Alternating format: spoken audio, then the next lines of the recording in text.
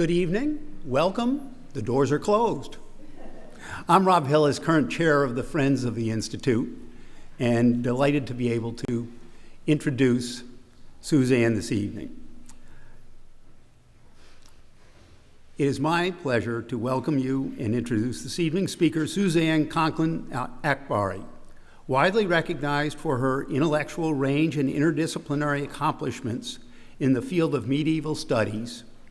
This past July, Professor Akbari joined the Institute for Advanced Study as faculty of the School of Historical Studies.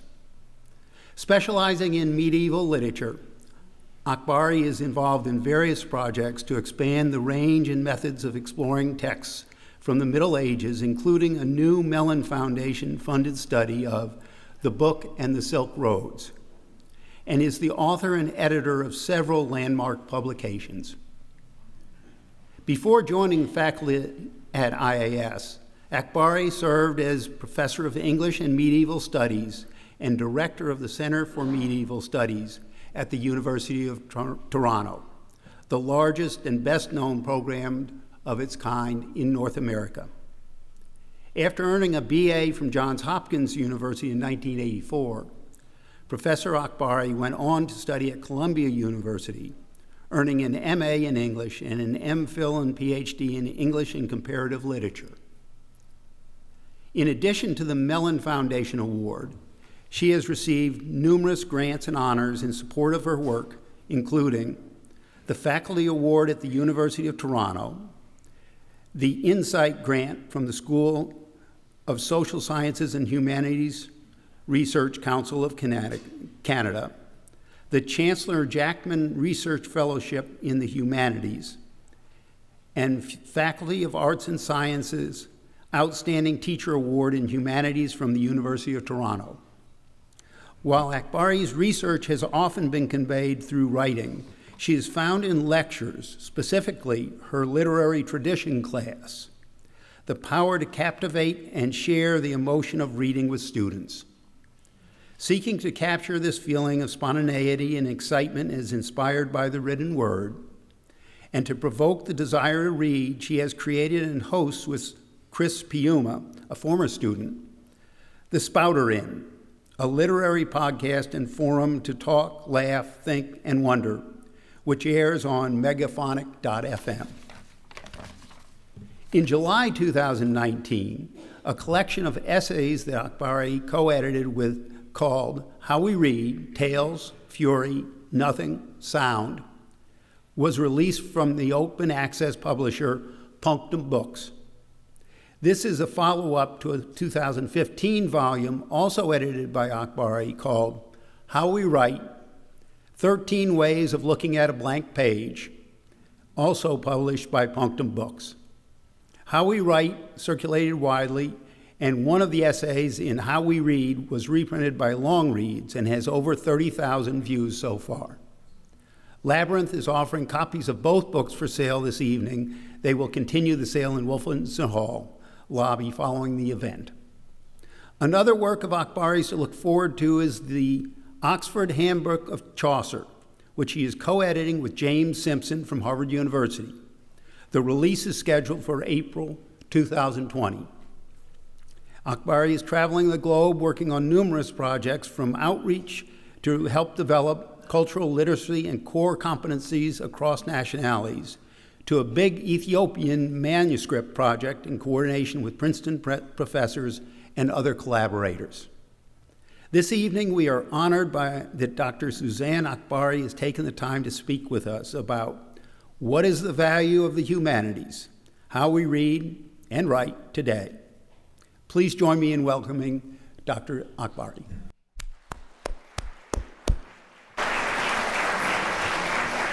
Thank you so much. Thank you so much, Rob, for that embarrassingly generous introduction. I appreciate it.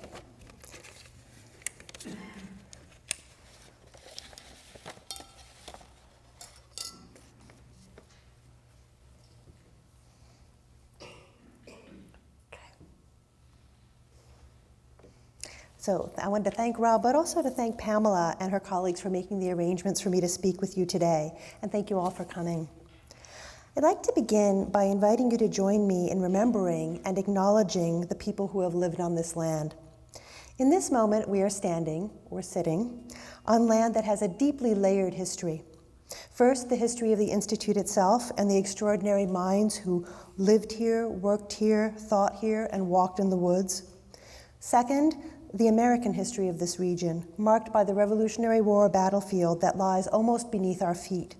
And third, and most deeply, the history of those who lived and worked and thought here even earlier, before the first European settlers. This land was and is still called by some Lenape-Hoking, the territory of the Lenape nations. New Jersey still includes 3 of these tribes: the Nanticoke Lenape tribal nation, the Powhatan Lenape nation, and the Ramapo Lenape nation. The Lenape language continues to be spoken as a living language, though with few speakers, not here in New Jersey, but in southwest Ontario, where the forced diaspora of the Lenape people from here gave rise to the Munsee Delaware Nation. There are also diasporic Lenape communities in Oklahoma and in Wisconsin. The site of the only reservation in New Jersey, Brotherton, is located 45 miles south of here, about an hour by car. So while it is true that the Lenape are part of our layered historical past, they're also very much part of our present world, and I'd like to acknowledge both that past and this present. You might ask, what does this layered history have to do with practices of reading? And you might also ask, what does this layered history have to do with the value of the humanities? When we use the word value, we tend to mean different things. Sometimes we're referring to economic or monetary value, and sometimes we're referring metaphorically to other things that can be said to have value. You can see these different levels of meaning particularly well when we talk about the value of the humanities. Here, value is sometimes taken to refer to economic value, as in the transferable skills and ultimately job readiness that arises from an education that emphasizes clarity of thought, logical argumentation, the ability to evaluate information from a range of sources, and the power to speak and write persuasively. In this use of the term, the value of the humanities is monetary. It translates over time and through education into household income. We also hear the value of the humanities expressed in metaphorical terms as a way to highlight the cultural, artistic, and literary qualities that seem to transcend time. These hold so much value that we sometimes even describe them as priceless. In this use of the term, the value of the humanities lies in what they uniquely offer us, a reminder of what it is to be human, to participate in the shared experience of other beings like ourselves over the passage of time.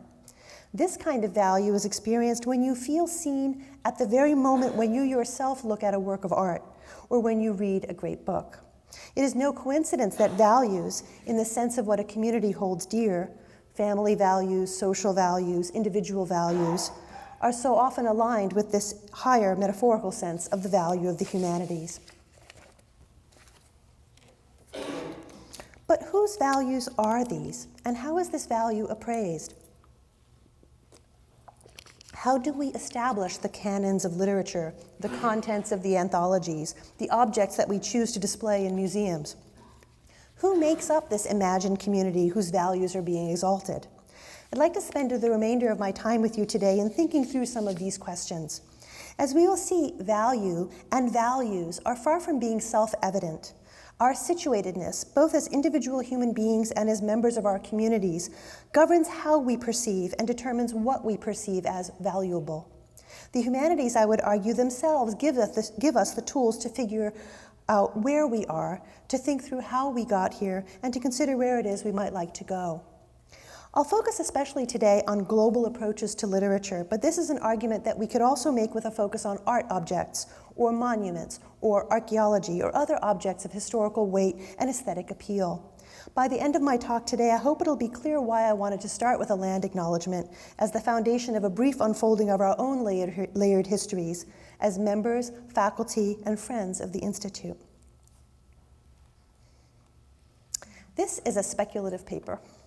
I'm going to ask a number of questions and make a number of suggestions, hoping to unsettle our assumptions with regard to what a global approach to literature might look like. Accordingly, I will start with a question. What room do you put this in? This question was asked by a curator of medieval art, Andrea Achi, who works at the Metropolitan Museum of Art, at a colloquium on medieval Ethiopia held last October at the University of Toronto. The topic of the roundtable in which Dr. Achi was speaking was representing Ethiopia and representing Africa in the museums. She showed us this image of an intricate Ethiopian painted panel from the later Middle Ages, and she pointed out the ways in which the object can be seen as part of the wider world of Byzantine-influenced art. But she also noted the features that are specific to medieval Ethiopia.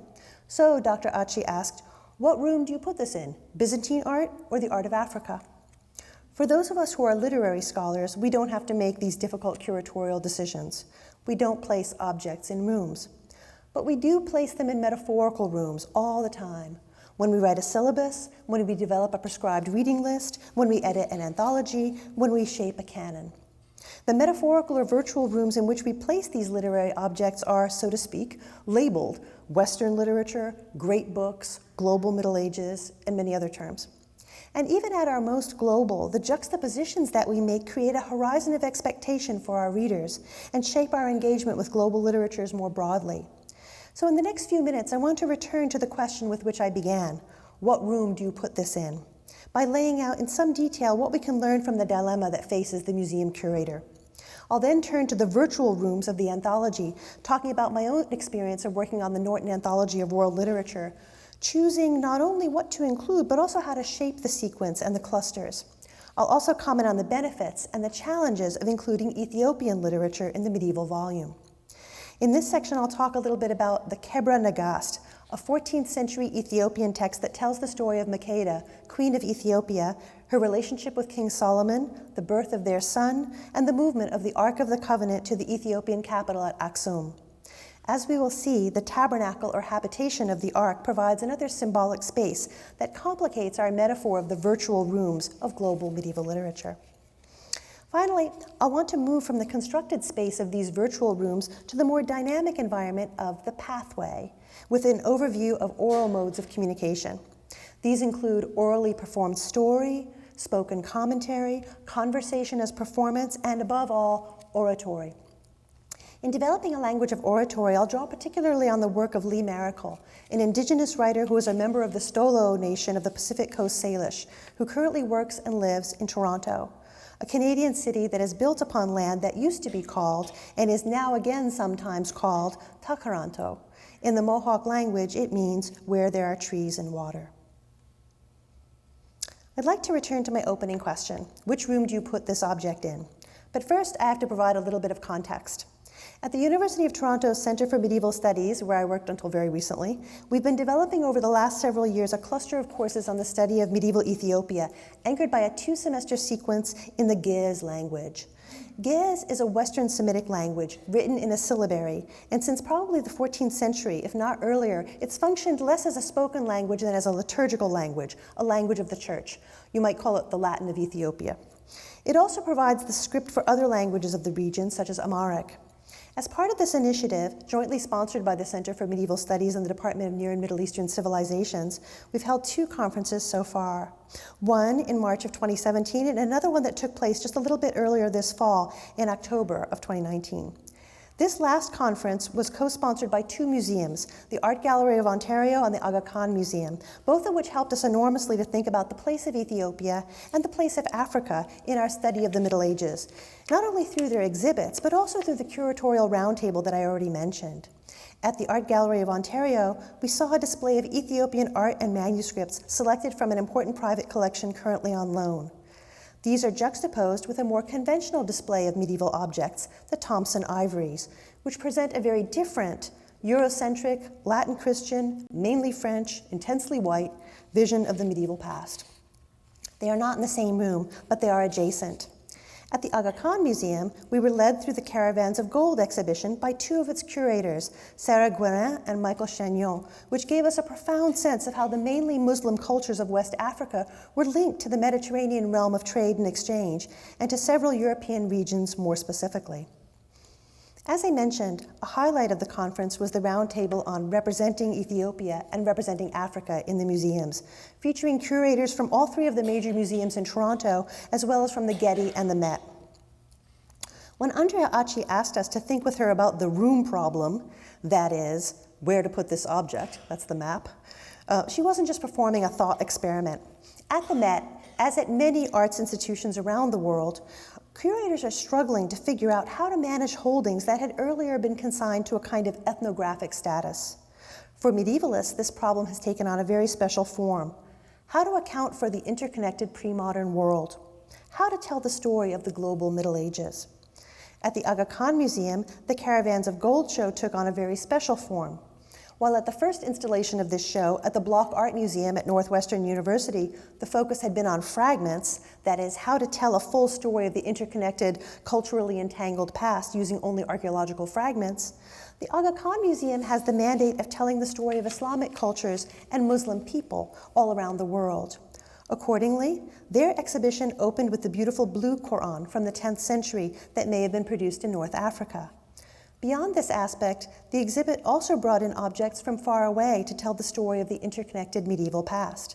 A fragment of 10th century porcelain at left is juxtaposed with a 12th century bowl made of the same material, also from China's northern Song dynasty, demonstrating the trade networks that linked East Asia and West Africa along the Silk Roads. And here the item at the right is a fragment of Chinese silk excavated in Mali.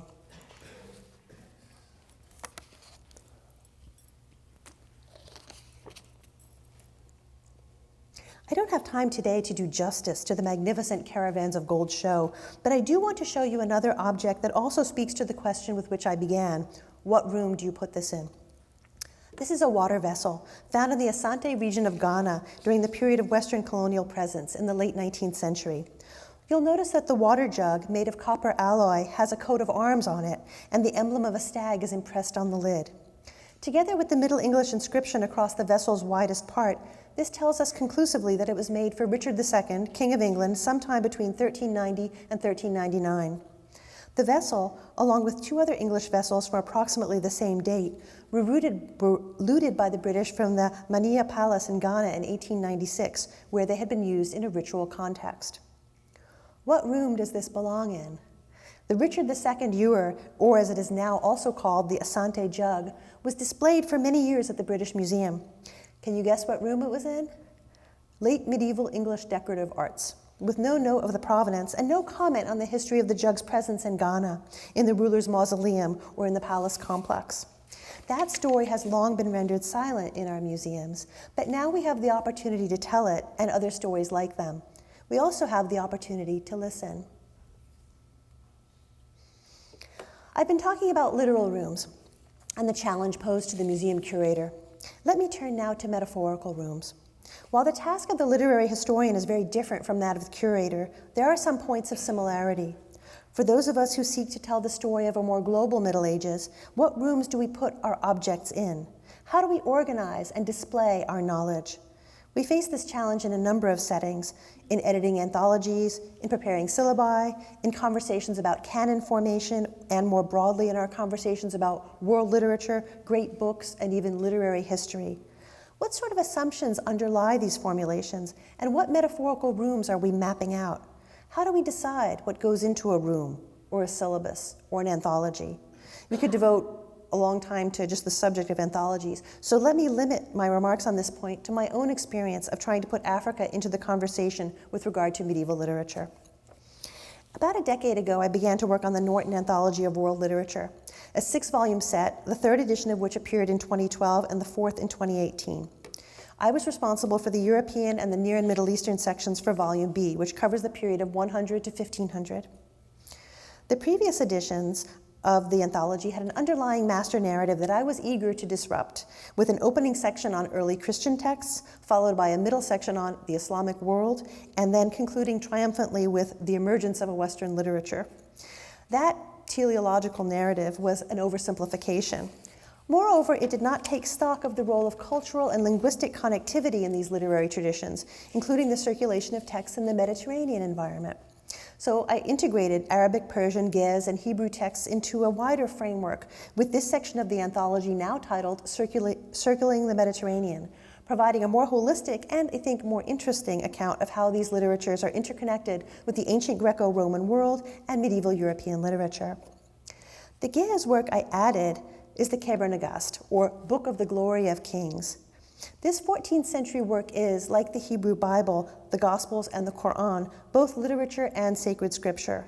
Many Ethiopian Christians read it as a true account of the union of King Solomon and the Queen of Sheba, the birth of their son, and the movement of the Ark of the Covenant from Jerusalem to the Ethiopian capital at Aksum. And it also continues to be read as a divinely inspired work by Rastafari communities throughout the world. Yet the aims of the Kebra Nagast concern nation building as much as religious unity, as the Christian religious appropriation of the identity of the true Israel and the Ethiopian national appropriation of real Jewish identity go hand in hand. The movement of the Ark from Jerusalem to the heart of Ethiopia, like the movement of the sacred images of the gods from Troy to Rome in Virgil's Aeneid, provides a tangible focal point for the movement of empire and stakes out a claim of the nation to supremacy. This intertwined literary genealogy, where the Kebra Nagast fits in snugly between the Aeneid and the Song of Songs in terms of its precursors, and between Dante and the 1001 Nights in terms of chronology, led me to add the Kebra Nagast to the third edition of the Norton Anthology of World Literature, using a lightly modernized version of the late 19th century English translation by E.A. Wallace Budge. Feedback from the faculty members who used the anthology was mixed. Some of them were delighted to have a text from medieval Africa, but others were less pleased and asked for more Dante or more 1001 Nights. I argued with the editor that we should keep the Kebra Nagast for the fourth edition and solicited a new translation by Wendy Belcher and Michael Kleiner. And the translation of the full work that they're doing, Wendy is actually at Princeton, it'll appear in the next year or so from Princeton University Press, but we printed advanced excerpts in the anthology. The new translation is terrific, and I'm hopeful that readers will respond positively. But I want to ask a harder question. If we agree that it is a good thing to include works from the global south in our more expansive view of the medieval past, what is gained and what is lost?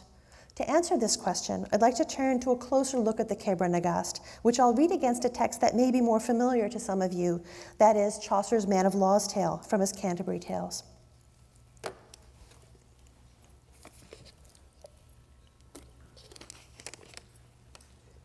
In both the Kebra Nagast and in the Man of Law's Tale, things move and cultures are transformed. This is a phenomenon we see across a very wide range of texts, from antiquity to the present day. In Virgil's Aeneid, when Aeneas carries the household gods out of the fallen city of Troy on the road to the foundation of the new empire of Rome.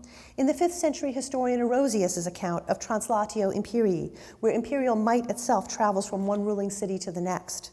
In the evocative images of Josephus carrying heavy books, chronicles of Jewish history, out of the fallen city of Jerusalem on the road to newly Christian Rome, and in depictions of Byzantines fleeing 15th century Constantinople, bearing scrolls written in ancient Greek in the wake of Ottoman invasion.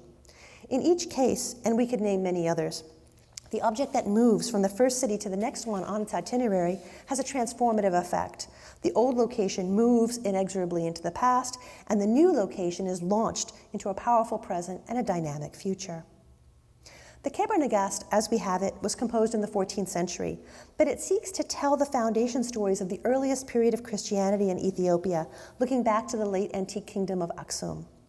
The Christian communities of Ethiopia date their origins to the first decades following the crucifixion of Jesus, based on verses in the Acts of the Apostles that recount the baptism of a visiting official from the court of the queen, his subsequent return, and the conversion of the nation. And the earliest illustrated Bibles, the Garima Gospels, were produced in Ethiopia, and the two manuscripts have been reliably dated to the 5th and 6th century. Possibly as early as the 5th century, and certainly by the 14th, the Ethiopian church came to identify its relationship with Christianity not simply as founded in the wake of Jesus' ministry, but also rooted in older connections with the forefathers of Jesus, especially Solomon, son of King David and ruler of Jerusalem. The connection of Jerusalem and the Ethiopian Christian capital at Aksum was expressed both through holy texts such as the Kebra Nagast and through art and architecture of the region. Many Ethiopian Christians still believe that one of their most sacred sites, the Church of Our Lady Mary of Zion, houses the very same Ark of the Covenant that the Jews carried with them through the desert on their way to the Promised Land, as recounted in Exodus. Given the importance of the Ark, the daughter churches of Ethiopia continue to install in each individual church a reproduction of the tablets of the law. Copies of the originals kept in the Ark at Our Lady Mary of Zion. The Kebra Nagast establishes the origins of the national religion of Ethiopia in part by emphasizing the antiquity of the ruling house. The text includes a postscript or colophon that claims it was originally written in Coptic, a language used by the Christian communities of Egypt and North Africa, then translated into Arabic in 1225, and finally rendered in the local Ethiopian language of Ge'ez. Scholars agree that the Ge'ez version of the work, which is the only one that survives, dates from the 14th century, but they assume that there must have been a lost Arabic version given the presence of Arabic vocabulary in the Ge'ez text. However, no trace of a previous version in Coptic has been found. Another possibility is that Arabic was so widely spoken in 14th century Ethiopia that it inflected the Ge'ez language of the work, but this is a question that's currently under debate by philologists. The Kebra Nagast begins with a broad overview of the book's purpose and origins, followed by a brief account of world geography. But the main thread of the narrative centers on the love story, that of Solomon, king of the Jews and ruler of Jerusalem, and Makeda, the lovely and accomplished queen of Sheba. After learning from a traveling merchant about the profound wisdom of Solomon, the queen decides to travel to Jerusalem. There, she is as enraptured by Solomon's wisdom as he is by her beauty, and she converts from her people's traditional worship of the sun, moon, and stars to instead worship the God of Israel. The blissful union of Solomon and Makeda results in the birth of a child, Menelik, who will be heir to the Ethiopian throne. Although Solomon adores the queen as well as the firstborn son she has given him, it is impossible for him to install Menelik as his heir in Jerusalem. As a sign of his special favor, however, Solomon determines to ensure that his son will carry with him back to Ethiopia a very special treasure, the luxurious cloth used to cover the Ark of the Covenant containing the tablets of the law, which have been carefully preserved in the Great Temple. When Menelik is on the journey homeward, however, he makes an extraordinary discovery. The young men of Jerusalem that Solomon has sent to accompany his son to Ethiopia have brought with them not only the ceremonial cloth, but the Ark itself. For the purposes of my remarks today, I just want to discuss briefly two chapters from the Kebra Nagast. The first one, a description of the ark as it was originally built according to the instructions received by Moses from God, which we might compare with the last chapters of Exodus. And the second one, a description of how they carried away Zion, that is, how the ark made its way from Jerusalem to Aksum. From the outset, the ark is described as a container or a habitation that is filled with the glory of God. It's precisely this glory that is infused into the rulers of the Ethiopian kingdom, generating the glory of kings that gives the Kebra Nagast its title. And as concerning Zion, the tabernacle of the law of God, at the very beginning, as soon as God had established the heavens, he ordained that it should become the habitation of his glory upon the earth. And willing this, he brought it down to the earth and permitted Moses to make a likeness of it. He himself created it for the habitation of his glory, and it is a spiritual thing and is full of compassion. It is a heavenly thing and is full of light. It is a thing of freedom and a habitation of the Godhead, whose habitation is heaven and whose place of movement is on the earth. The ark makes its first transmigration into, quote, the land of their inheritance, which is Jerusalem, the city of Zion, end quote. There it remains until the events chronicled in the Kebra Nagast unfold and the ark makes its second journey, this time to the Ethiopian city of Aksum. Here, God continues to direct the journey of the ark, but the passage is carried out in a rather different way. Azarias, the son of one of the priests of the temple, is directed by an angel to carry the ark out of Zion. Azarias went into the house of God. They found all the doors open, both those that were outside and those that were inside, to the actual place where Azarias found Zion, the tabernacle of the law of God, and it was taken away by them forthwith in the twinkling of an eye. And had it not been that God willed it, Zion could not have been taken away. As in the first passage, the ark is said to be a tabernacle, an enclosure containing the law of God. It transmits not only the law, but also, as we have seen, the glory of God, thus simultaneously binding his chosen people to obey and marking them out as specially favored by heaven. This movement transforms both the people that the ark leaves behind, now bereft of the glory of God, and the people who receive it. Moreover, the city where the ark formerly resided, like the city that receives it, is similarly transformed. Jerusalem is no longer the city of Zion. Instead, the Ethiopian capital at Aksum now holds that title. We might compare this remarkable set of passages from the Kebra Nagast with medieval traditions concerning Jerusalem and Rome, chronicling the destruction of the temple by Titus and Vespasian, in an erasure of the Old Covenant and a reaffirmation of the New Covenant as the Christian church becomes established in Rome. But what I'll do today instead is to juxtapose these chapters from the Kebra Nagast with a different story about the transformation of cultures, one left behind and one renewed, as seen in another 14th century text, Chaucer's Man of Law's Tale. What logic is there in comparing two works drawn from such disparate literary traditions, so geographically distant, one from Northern Europe, one from East Africa, and so different in terms of genre? I'd say that the value is twofold. Let's just do two things. First, it defamiliarizes the extremely familiar text of Chaucer's Canterbury Tales, a standard and ubiquitous opening text in English literature surveys. And second, it makes it possible to see the common ground that lies behind these two works. To put it another way, the comparative reading allows us to recognize more clearly the shared backgrounds between these literary traditions and within the shared literary tradition. Perhaps most importantly, it allows us to foreground the notion of movement in our conception of literary history. That is, the movement of meaningful objects, of habitations, of persons that have a transformative effect both on what they leave behind and on what they encounter. It's not uncommon to find comparative readings of Chaucer's Man of Law's Tale, often placing his account of the beautiful and devout Constanza, whose name means constancy, in conversation with similar figures in French romance or in Boccaccio's Decameron. What the comparative framework of the Kebra Nagast offers us is quite different. It offers us a more sharply focused view of thingness, that is, the way in which Constanza functions, like the ark, as a habitation for God. This function is made apparent in a passage where the narrator of the Man of Law's Tale explains the reasons for Constanza's exemplary life and the reason why the story of that life should be retold. And I'll just modernize the Middle English text. God wished to show his wonderful miracle in her so that we could see his mighty works. Christ, who is a soothing syrup to every harm, often by certain means, as learned men know, does a thing for a certain reason which is totally dark to our human wit, who, because of our ignorance, cannot know his far-seeing providence.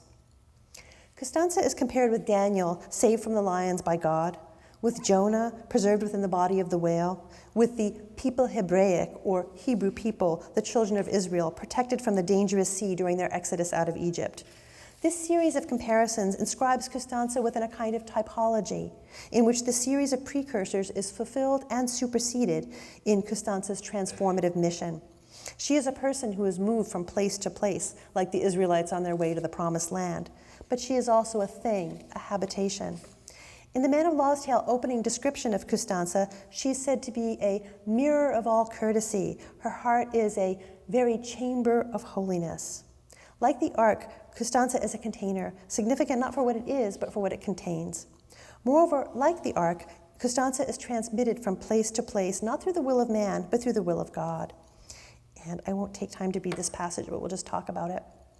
Here, Constanza reaches her new location, moved from her former unsuccessful domicile in Muslim Syria to a more promising place in pre-Christian England. She arrives here not through her own effort, but through the will of Christ, marking an inevitability and a kind of fundamental rightness to the journey that Constanza herself recognizes later on in the same passage. It says, "She kneeleth down and thanketh God his sonda." Literally, she expresses thanks for what God has sent, his sonda, as she kneels. Yet this sonda, this thing that is sent, has a double nature. It's the thing for which Constanza is grateful, but it is also Constanza herself, sent just as surely to the shores of Northumberland as the ark has been sent to Axum. The common ground of the Man of Law's Tale and the Kebra Nagast in these passages is evident. In both cases, a container, a habitation or chamber of the divine moves from one place to another, marking the location left behind as a mere relic of past glory and the location of encounter as the new recipient of divine favor, inheriting the promise of future glory. There are, to be sure, many things that separate these two texts. That goes without saying. But they also offer the promise of mutual illumination, casting an indirect light upon one another. This light comes from the common source texts, the common discourses, the common symbolic geography of the divine that these two very different works, one English, one Ethiopian, share in common.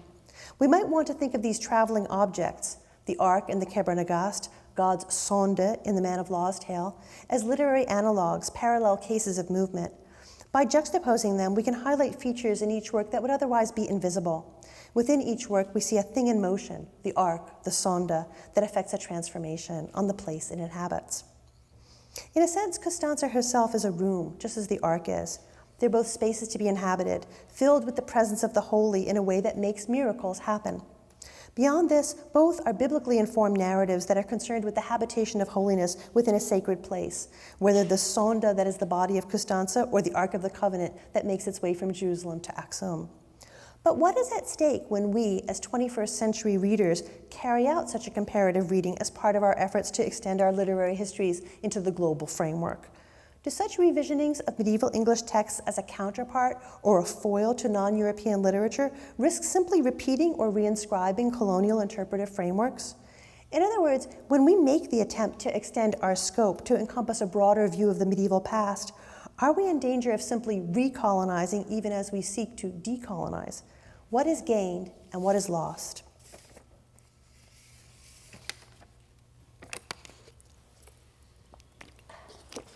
When we engage with literature, we often do so silently. Reading aloud is something we do all too rarely, except in a classroom setting, or perhaps in connection with public humanities outreach. Our research environments are hushed. But there is a case to be made for returning to the realm of the embodied voice. And what better time to make it than in the context of this moment when we're thinking about a more expansive, a more global literature. I stumbled into this way of thinking through 3 different paths. Through working on a podcast on literature called The Spouter Inn, through editing a collection of essays called How We Read, and most importantly, through working on a collaborative initiative arising from indigenous ways of knowing and of learning, which is what I'll focus on for the remainder of my time. I'll just say that I was primed to be thinking about oral modes of engagement, including storytelling, commentary, and public conversations. I had taught a large undergraduate course on the literary tradition, ranging widely from Homer to Goethe and into Arabic and Persian literature, and I wanted to find a way to translate what I was doing in the classroom into a set of essays, thinking maybe that I could do for the reader what I was trying to do with students in the classroom. I drafted several of these essays, but they were lifeless, so I abandoned the project. And one day, Chris Puma, a student and friend, suggested to me that maybe what I was hoping to do with essays could be better achieved through a podcast. So together we launched The Spouter Inn, which puts together works of literature into clusters, little rooms, and provides what is, I hope, an entertaining hour to listeners. And you can see that there's literary works that are listed on the left. There's actually more of them than you see there. And on the right, there are these little clusters or rooms, groups of 3, along with bonus episodes that have guests. It's kind of neat. It's important to note that these are not lectures. They're conversations. They're often playful. They're always speculative. And very purposely, we don't script them. Right? We have a kind of roadmap, but we do not plan what we're going to say. So it's a conversation. And Chris was right. This was infinitely more effective than the essays I was trying to write. The other way that I had become primed to think about oral modes of engagement was through editing a book called How We Read, Tales, Fury, Nothing, Sound, where my own contribution, in addition to the introduction, was a little essay called Read It Out Loud. This book was a sequel to an earlier collection called How We Write. Looking back, it's clear that what was invisibly moving me toward these projects, The Spouter Inn and How We Read, both focused on embodied voice, was the collaborative work that I and some colleagues at Toronto had been doing with Lee Maracle. As I mentioned at the outset, Lee Maracle is an indigenous writer who is a member of the Stolo Nation of the Pacific Coast Salish, who currently lives and works in Toronto. She's a writer of fiction and poetry, an extraordinarily charismatic, passionate, and wise leader, and most importantly, for our purposes today, a master of storytelling and oratory. A group of 3 faculty members, including myself, were trying to develop a workshop on pedagogy in the context of the recommendations of the Canadian Truth and Reconciliation Commission, which had just issued guidelines to universities and other educational institutions in the context of the report on the abuses of the residential schools and the terrible suffering that had been caused to Indigenous people through those schools. The Government of Canada has yet to fully address land and water claims. We organized an initial workshop, which was fine, but nothing special. And then we went on to organize a second, but we ran up against a problem. We had set ourselves the task in this second workshop to address decolonizing humanities pedagogy, and soon ran up against the fact that although we were using the word decolonize, we were using it wrong. Because to decolonize isn't just a metaphor, it's about land and about water, things that we did not control. So we started to meet Lee, and we began again. The first event we organized together with Lee used an entirely different format, a circle for discussion that proceeded in a very different way from what we were accustomed to. We had 4 circles in all, the first on Indigenous story, the other 3 on aspects of classroom experience. The event was titled Humanities Pedagogy, Confronting Colonization. We no longer imagined that it was in our power to decolonize. And it was immediately clear that while the whole workshop was transformative because of the new methods, at least new to us, that we were using, the first circle on Indigenous story was by far the most powerful. As a result, the third workshop we did was solely focused on Indigenous story. I don't have enough time to talk with you today about the impact of this work for our community, much less to tell you about the impact of that work on me personally. All I'll say is that that experience left me aware of how many things I don't know. I didn't know how much I don't know, and that's a profound gift. For our purposes today, I just want to draw out a couple of passages from Lee Marichel's nonfiction book, Memory Serves, on the subjects of oratory and story, in the hope that these might provide us with some useful food for thought when we think about global literatures and as we think more generally about the value of the humanities. The opening chapter of Memory Serves both gives an account of oratory and performs it, exposing the ways in which story lies at the heart of oratory but is not coterminous with it. Marichel weaves bits of story, bits of memory, both collective and individual, throughout the chapter, while also offering a commentary on the oratorical work as it takes place. The words appear as text on the page, yet the mode is fully oral. In her afterword to Marichel's Memory Serves, Smaro Cambarelli makes this crucial point about Marichel's oratory, and I'll just start at the beginning of the fourth line. Instead, embodying formal elements of indigenous oral storytelling and directly addressing the oral tradition it comes from, written oratory unsettles the binary of the oral and the scribal. It creates a space where orality and writing intercross and bolster each other. This commingling of inscription and orality incorporates the materiality of both expressions of language without devaluing one or the other. This new space of written oratory, where orality and writing intercross, is a powerful one, pushing beyond the boundaries of the purely oral to create something new. In Cambarelli's words, it creates a space. And this space is further complicated by not being univocal. As Marichel makes clear, both in that opening chapter and in her closing chapter, the extraordinary oratory on oratory, oratory is fully participatory and it is iterative. Oratory is not simply the performance of oral story by a speaker, although there is a speaker and story may be embedded within the oratory. Oratory requires the active performance of listening by the witnesses in the circle, and it makes space for responses to return, which are then integrated into the collective pursuit of knowledge. This is Marichel. Rememberers attend to the words spoken with care so that the oratory can be repeated later. They commit to recalling without judgment every word spoken. The speakers use words sparingly with poetic force, vision, and poignancy, so the rememberers will have an easy time of it. A little further down. The moment we hear something we have not heard before, whether we believe it has value or not, we build on it as a way of arriving at understanding. We flesh out this new idea, and then we story that up. The accumulation of story, of oratory, and of response results in what Marichel calls a peeling back the layers, as paradoxically, the addition of more words and more responses leads to a more and more fully exposed object of knowledge. At last, quote, spiraling down to a moment of peace and recognition, those in the circle where oratory takes place share a common sense of direction and a common commitment to moving in the direction of discovering the unknown, end quote. Oratory, like story, is available for retelling, for telling it different but the same. Neither story nor oratory are to be bundled up like property. You are not to repeat another person's story, but you're always free to retell it, different but the same. Some stories are sacred and private, and that privacy has to be respected. But many stories are there for you, not to take and hide away, but to rework and to retell. Now, you might be thinking, this is all fine for a writer of fiction or a poet. What good is this to a scholar or a researcher? What good is this to a reader? I would argue that Marichel's work on oratory and indigenous story and ways of knowing more generally is valuable in two ways. First, in the modeling of how story is used in the hermeneutical act, in the act of knowing. The story itself is a mode of interpretation rather than simply the object of interpretation. I mean, that's huge.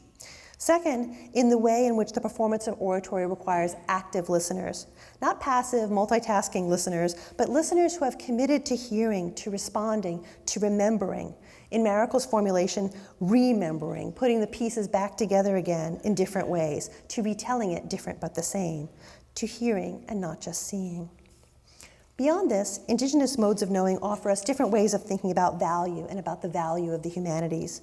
In the course of working with Lee Marichel, I heard her say more than once and in different terms that knowledge is given to you not to hide it away and store it up, but so that it can be retold and reused, and so that it can do some good thing in the world. Here, value, whether of land or of knowledge, is not simply economic or monetary. It lies in being used, in moving out into the world. Another time, Lee was talking about what the shelves look like in her home and in the home of other people she knows. She said, "The cabinets don't have doors. All your things are visible because your things are to be shared." As a child, you have a shelf, and as an adult, you have a box that is yours alone, where you keep the things that are private to you. All the other things are available, visible to anyone in your home. The things have value only insofar as they are shareable. As we consider the value of the humanities, we might profit from thinking through these different ways of appraising value and thinking through the economic models that underpin our cultural, literary, and artistic environments. Why do we value what we value? As we do this, we must also consider how we are situated as individuals and in our communities, and how this affects the ways that we know and the ways that we assign value. We need to think about our layered histories. What you're seeing on the screen is not a picture of Toronto. It is a picture of Takaranto, a green grass landscape photographed in June of 2013, a few days before the entire field was dug up, filled with gravel, paved, and covered with artificial turf for use by a professional field hockey team. What you see is a green space that is not gone, but buried. It is buried physically beneath the pavement, and it is also buried within memory, available for story. This includes the stories of those who tried to preserve that green space, the stories of those who lived, worked, studied, and played there, the stories of the First Nations who hunted on that land and fished in Tattle Creek, which still runs invisibly under the now paved field. When we think about how we might widen our view of the humanities and embrace a global scope in our study of literature, will we just add a few more names to the usual canon of authors? Will we just add a few more objects to the usual rooms of our museums? Will our most difficult decision be, which room will I put this object or this text in? Or might we instead unsettle our presuppositions, defamiliarize our approaches, and find other pathways of knowing? The rooms we inhabit, whether the rooms of the museum or the virtual rooms of our structures of knowledge, lie on top of other landscapes, above deeply buried watercourses. If we listen hard enough, we may discover what direction these rivers can take us in. Thank you.